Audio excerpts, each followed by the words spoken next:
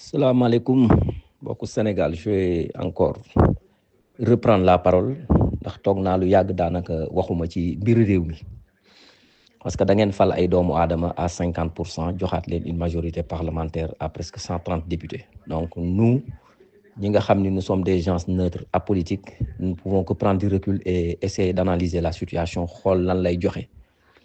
Bon ñu gis nag fan yi kabal boo xam ni dafa xaw a jóg jëm ci le ministre de la justice parce que gis naa benn militant ñi nga xam ni ñoo nekk au pouvoir pour ne pas dire son nom mu taxaw porté woon plainte nit bi mu demee police centrale ñu gis ni xëy na on n'a pas constaté de délit parce que ñi ko bàyyi ñoo xam lu tax ñu bàyyi ko mu taxaw il a interpellé le président de la République interpellé le premier ministre ne leen justice amul ci réew mi wax leen nangam ak nangam ak nangam. Loolu yëpp on peut laisser passer parce que jàpp nañ ni peut-être c'est l'euphorie d'un militant mais ñu gis ni lors de bi ñuy voté projet de loi interprétative, le ministre de la Justice a pris la parole pour dire explicitement ni nga xam ni moom la yoon di doxe parce que nag am réew bu ñu ci nekkee ku nekk dafa am lu la yoon may ku nekk dafa am fu la yoon yamale ndax yoon mooy doxal am réew. Exemple, ki ngeen wuutu ci réew mi votre prédécesseur bi mu jëlee décret ne dafa renvoyer datu élection yi daanaka boobu manifestation am na nit ñi génn ñetti ñàkk ci seen bakken am ñu attaqué décision bi à la Cour suprême parce que décret foofu lañ koy attaqué mais ñu xam ni bu ko Cour suprême jëlee daf koy def un acte de gouvernement et acte de gouvernement dafa am amnistie. Conseil constitutionnel dafa dem nangu ko ci loxoom, ce qui n'est pas normal, mais bi conseil constitutionnel àttee dàq décision boobu ne leen toog leen ngeen waxtaan jël élection jàpp datu élection da ngeen gis ni dëkk bi dafa sedd guy. Kon dans un état où il y a pas de droit, il y aurait forcément le chaos.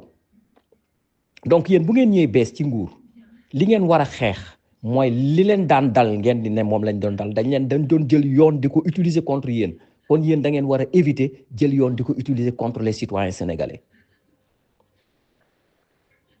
Le ministre de la Justice que je connais, monsieur Ousmane Diagne, Ben, bu ngeen ko xamoon di ngeen xam ni c'est un homme digne, c'est un homme qui a toujours fait son travail dans l'éthique, la morale et la déontologie. Bi mu ñëwee parquet Dakar dafa fekkoon tous les procureurs de la République bu ñu déféré comme commissariat yi déféré Dakar yépp commissariat ak brigade yi déféré Dakar yépp bu ñëwee ci bureau lay daanu moom mu tëju ci bureau à lui seul jël les décisions woo substitut bu nekk mu jox le dossier moom mu ne déedéet lii du démocratie, il faut démocratiser le parquet. Mu initier des réunions de 15 heures demander à tous les procureurs substitut procureur tous les 15 heures il y a réunion au parquet. Ousmane Diagne moo ko fa indi pour demander aux autres substituts procureurs nga xam ne ay nawleem lañu tant bien que mal moo leen indi seen xalaat ci dossiers yi ban moo war a dem instruction ban lañ war a yóbbu flagrant délit ñan lañ war a bàyyi nit ñi bi seen kër bu boobaa nag mu séddale dossiers yi les substituts procureurs wàcc dans la cave pour ku nekk ñu wax la li nga xam ni moom la yoon dogal ci yow. C'est ça monsieur Ousmane Diagne. Deuxièmement, allez revisiter l'histoire quand l'administration a retiré la carte d'électeur de monsieur Karim Wade. Qu'est-ce qu'a fait monsieur Ousmane Diagne? Il était avocat général. Il a demandé à l'État du Sénégal bi nga xam ni moom moo ko représenté parce que c'était l'avocat général ne leen delloo leen Karim Wade carte d'électeur parce que l'administration n'a pas vocation à retirer la carte d'électeur d'un citoyen. C'est ça monsieur Ousmane Diagne. Dem leen ngeen revisiter histoire ngeen déglu son discours de passation de service avec Serigne Bassirou Gueye. Tu es mon jeune frère la ko wax mu ne ko soit un procureur de la République et non un procureur politique. C'est ça monsieur Ousmane Diagne. Maintenant su ngeen bëggee yéen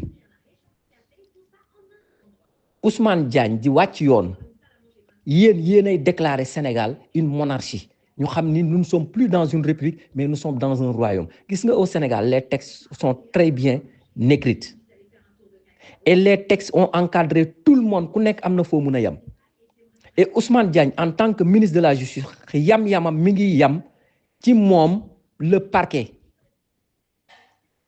moom le parquet la ilif tey suñu jàppee nit buñ ko bàyyee comme le cas de Lat Diop gis ngeen ni le juge lui a accordé la liberté provisoire le parquet s'y est opposé, mooy l'État. Ñu dem chambre d'accusation, Lat Diop a remporté la bataille, le parquet s'y est opposé pour se pourvoir en cassation. C'est ça le rôle du ministre de la Justice, mais il ne peut pas appeler les magistrats du siège ou bien les juges d'instruction qui sont autonomes, libres. Mu ne leen dama bëgg ngeen retenir diw en prison. En ce moment, qu'est-ce qui va arriver? Nous allons sortir dans un état de droit pour aller dans un état du droit. Qu'est-ce que c'est qu'un état du droit? benn tierce personne ñooy téye yoon di def lu neex di ko teg ci ñeneen ñi. Ressaisissez-vous. delloosiwaat leen seen xel ngeen revenir à la raison. réew mi da ngeen ko bokk am fi ay nawle. te yoon moo encadré réew mi téye ko ba nërmeeluwul ba yéen ngeen mun fi fekk bis ba def élection ba monsieur le président de la République Bassirou Diomaye Faye doon président de la République. Si le conseil constitutionnel ne s'était pas opposé li nga xam ni le pouvoir bi fi nekkoon ñi ngi ko doon def heure bi élection du am Sénégal. Revenez à la raison et laissez les gens travailler. Un militant qui a des problèmes avec un citoyen, la justice ne regarde pas sa fonction wala dara ndax kii militant la wala kii la li muy xam mooy ñaari citoyens ñoo am problème. Et pour arrêter une personne, il faut que le délit soit constaté. Il faut que le délit soit constaté. Et je m'explique. C'est le leader actuel bi nekk premier ministre. biñ ko àttee par contumace. ñu ko doon toppee par viol.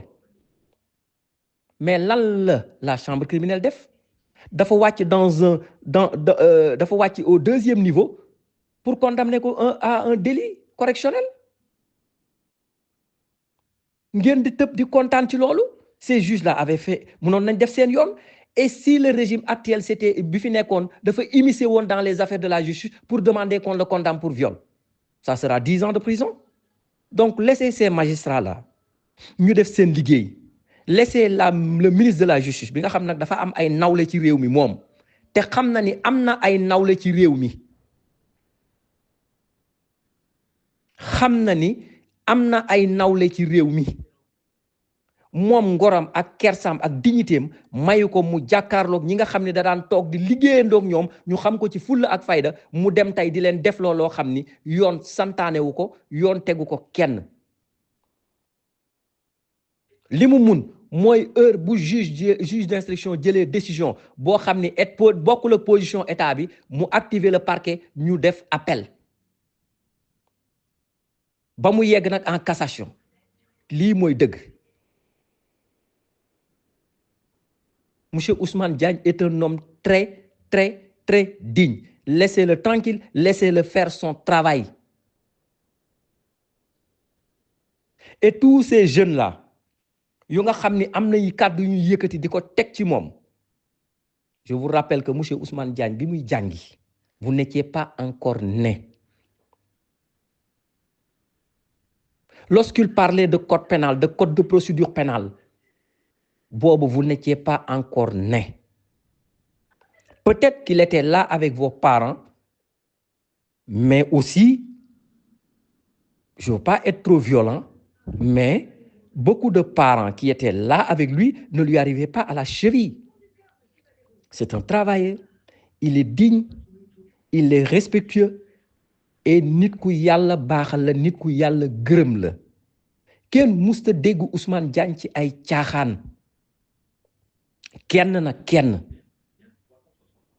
kenn fii procureur bu nekk xëy na bu fi nekkee procureur de la République ba àdduna yëpp xam la am na lu ñu lay waxal. Allez revisiter le parcours de monsieur Ousmane Diagne. Vous n'y verrez que de la dignité, de la compétence. Li nga xam ni moom la nit ku baax di doxe. May leen ko jàmm ngeen bàyyi jàmbur mu liggéey. Wassalaamu aleykum wa rahmatullah wa taala wa barakatuh. Fii nag laa ci yam ba ñu yegaat ci beneen ba ñu yegg ci waxaat.